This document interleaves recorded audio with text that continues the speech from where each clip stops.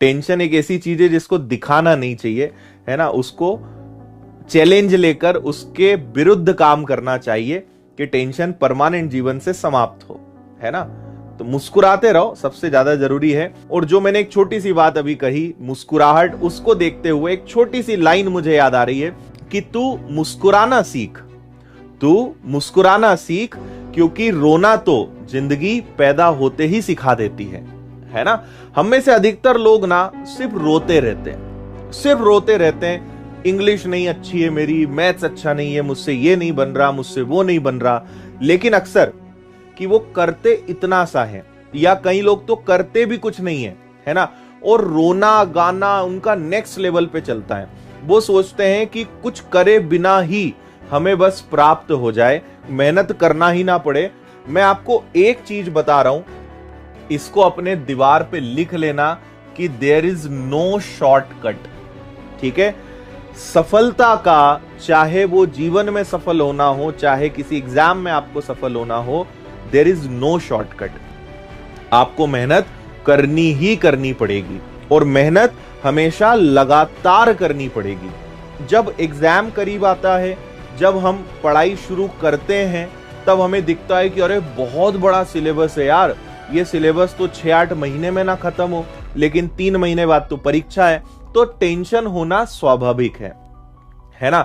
आप बहुत घबराओगे, आपकी दिल की धड़कनें तेज होंगी, ठंडी में भी गर्मी का एहसास होगा, है ना, बिना कोई जैकेट और स्वेटर पहने, है ना।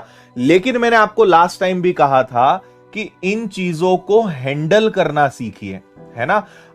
आज आपको एग्जाम का प्रेशर है, कल को आपके जीवन में और जिम्मेदारियां बढ़ेंगी, कल को आप जॉब में जाओगे, कल को आपका परिवार बढ़ेगा, कल को कई चीजें आपकी बढ़ेंगी, तो आपको कई प्रकार के दूसरे टेंशन होंगे, कई प्रकार के दूसरे प्रेशर होंगे। जॉब का प्रेशर होगा, फैमिली का प्रेशर होगा, फाइनेंशियल प्रेशर हो सकता है, कितनी भी प्रकार की परेशानियां हो सकती है ना।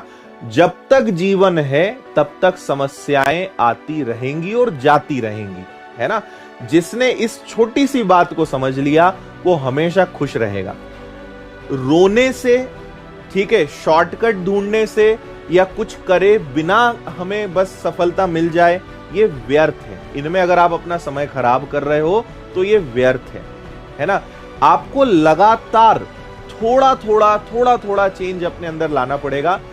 एक चीज का मुझे जवाब दीजिए कि एक पत्थर है, ये एक पत्थर है, ठीक है। हम अपनी छेनी हथौड़ा लेके पहुंचे और हम चाहते हैं कि इस पत्थर के 2 टुकड़े हो जाएं, है ना। ये पत्थर का एक टुकड़ा इधर हो जाए, एक टुकड़ा इधर हो जाए, मैं इसके 2 टुकड़े करना चाहता हूं, ठीक है। तो भैया एक मजदूर गया, उसने पहले दिन मेहनत करी, ठोकते रहा, है ना। एक प्रयास किया, फिर दूसरा हथौड़ा मारा, फिर तीसरा मारा, चौथा मारा, 5वां मारा, मारते गया, ठीक है। पत्थर जो टूटा वो 1000वें प्रयास पे टूटा। कौन से प्रयास पे टूटा?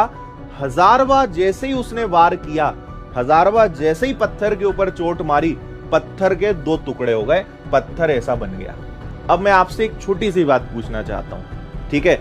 मुझे ये बताइए आपकी क्या राय है, ये 1000वां महत्वपूर्ण था या इसके पहले जितने वार करे वो सबका भी कोई महत्व था? क्योंकि पत्थर तो 1000वें वार पे टूटा ना, तो पूरा क्रेडिट किसको जाएगा? एक एक जो चोट पत्थर पे मारी गई ना, वो महत्वपूर्ण है। सही ये बात है ना।